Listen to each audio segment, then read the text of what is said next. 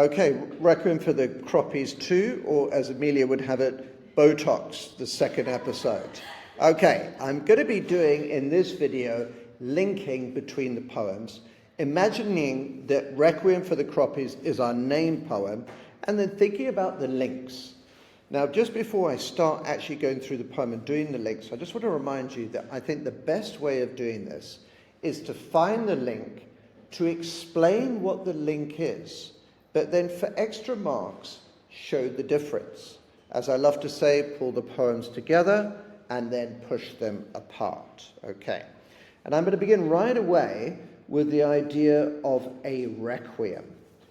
And I'm going to go to the bottom here, where immediately I'm going to link it to midterm break, which of course is also a kind of requiem or an elegy for a dead person. So that might be a bit of a surprising link for you, but in both cases we're talking about death, we're talking about the finality of death. I think Midterm Break, though, is a sadder poem because we think about the fact that there is no kind of barley shoot in that, is there? A 4-foot box, a foot for every year. Do you remember those fricatives? It ends in rage and anger, and the shortened coffin, do you remember this? The truncated coffin is representative of the shortened life, whereas our poem is going to end with the barley growing out of the grave, which I think is a kind of symbol of hope and regeneration and the idea of new life and new shoots. Okay? In terms of the theme of resistance, and we have a number of poems like this, the most obvious one, I think, to connect it to is New Song. But it takes an incredibly different form of resistance, doesn't it? In Requiem for the Croppies, we have agricultural workers who use their tools and their livestock and they weaponize them and they turn them into something military. So they actually engage in acts of violence, don't they? Fighting, kind of military-style resistance. In New Song, it's a very curious and more complex form of resistance. It is about reclaiming your language, isn't it, okay? And we've talked about this before. Heaney sees that linguistic reclaiming as incredibly erotic, doesn't it? He kind of personifies it as this girl from Derry Garve. Do you remember this? And the resistance takes the form of reclaiming your language, finding these words, and these words knocking down and overflowing the domain. Do you remember what the domain is?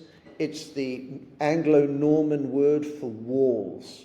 So it's like the river breaks out all of these Anglo-Norman imposed boundaries and allows him to reclaim his land.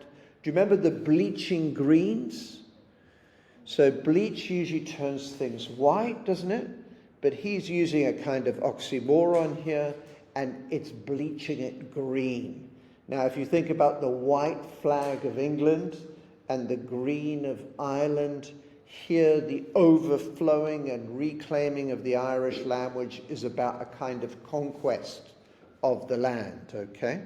And of course, in that poem, the resistance is successful, whereas in Requiem for the Croppies, it isn't successful, although it does end with this ambiguous idea that the resistance will continue, won't it, okay? I'm just going to go on a little bit and to say that I think another surprising link that you might have is to the poem Anahorish.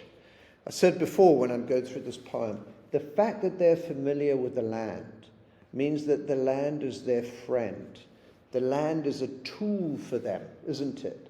In which they can use their knowledge of the landscape to weaponize the land to help them defend themselves against a superior army. And Anahorish, the link isn't obvious at first, but it's also about the familiarity of the land. If you want to see all of these ghosts from the past, and if you want to see these kind of visions from Anahorish, you need to say the Irish words, don't you? Because the English words, place of clear water, don't capture it, do they? So if you want to be part of this kind of landscape, if you want to see, you need the local eyes, don't you? The familiarity with the landscape, okay? Now we've said before, and we know that this is Zoya's favourite bit, act of union is a very obvious comparison, is it not, Zoya? In act of union, we know we have this barbaric rape, don't we? And you have all of the plosives and battering rams, and I don't need to go into all of that imagery, do I? I think we all kind of understand it, don't we, okay? And it produces this gash and this kind of wounding of the land, isn't it? It's almost like a caesarean birth, isn't it? And we talked before about what is the fetus. The fetus is this kind of nasty, monstrous, angry little fetus. I apologise to Northern Irish Protestants if you watch this video. It's Heaney saying that, not me, by the way. And that's obviously meant to be a manifestation of this fifth column, this angry child that will be wanted by neither parent. What has happened to the land, this is why Heaney's poem is so beautiful, isn't it, is this gash represents, of course, the north and the south, doesn't it? And this horrible division or this wound. What's the connection to Croppies? Well, here the hillside blushes, doesn't it? And then it's soaked in blood. In both cases, the land is wounded, isn't it? And personified. And the imperialistic violence that's visited on the land scars and harms the land and serves as a kind of memory, doesn't it? A manifestation of this pain, etc.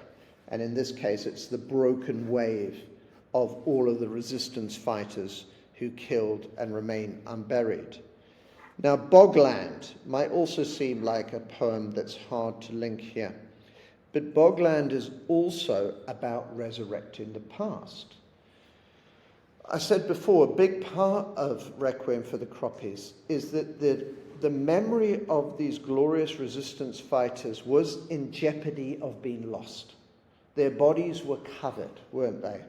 And they were interred in the earth and they would disappear, wouldn't they?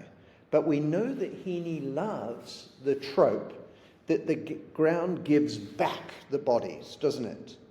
In this case, unlike, say, the bog bodies, where the bodies come back up to the surface, here it is the barley in the pockets of the resistance fighters that shoots up and grows again. And it represents a kind of memorial to them. Remember that they have no graves, they have no shroud, they have no coffins. But the barley marks the spot where they died and they're sacrificed. So how does that link to Bogland? Well, in Bogland, remember he says we have no prairies. At first he begins with this deficit of the smallness and the narrowness of Ireland. But then when he looks into the earth, he can find all of this incredible buried history, can't he? The great Irish elk, the bog butter, etc., that tastes salted, etc., as though the land preserves the history of Ireland and gives it back to them.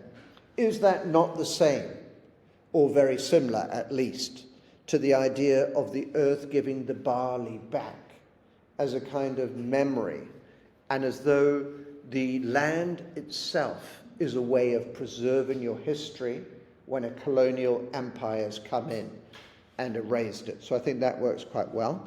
I've got two more just to do quickly. One is Bog Queen. So we said that the land in Croppies gives birth to this barley, which is a beautiful idea. It's green, which is a special colour, of course, for the Irish. It's about regeneration. It's about growth. We all know that we use green shoots as a symbol of hope. Within the context of Ireland, I think that's particularly resonant. So that's all really beautiful. But what happens in Bog Queen? Well, all of this kind of cruelty and this infliction of kind of rape and sexual assault, etc., that happens to Bog Queen, and the fact that her hair is cut off and her grave is vandalized. Well, how does she return? She's born out of the earth, and she is hack bone skullware isn't she? She's like some kind of monstrous representation of the return of the repressed. And she's coming full of anger and rage. So I could see a real contrast there between the way Bog Queen ends, and it ends with kind of fear and with a kind of promise of violence, and Requiem for the Croppies, which you could say could be read as resistance, but I think it could also be read as regeneration, being able to come back after violence. Okay? We've spoken about active union. I think that we've covered most things there. I think that that is a particularly productive comparison to make, because I think of all of the poems, it is perhaps the most gruesome and visceral, isn't it? This poem stops short of that, and it shows a kind of version of the country that is tinged with much more hope than active union, in which this huge gash is there forever dividing the country, and in which this ghastly, unwanted child beats its drums and calls for war.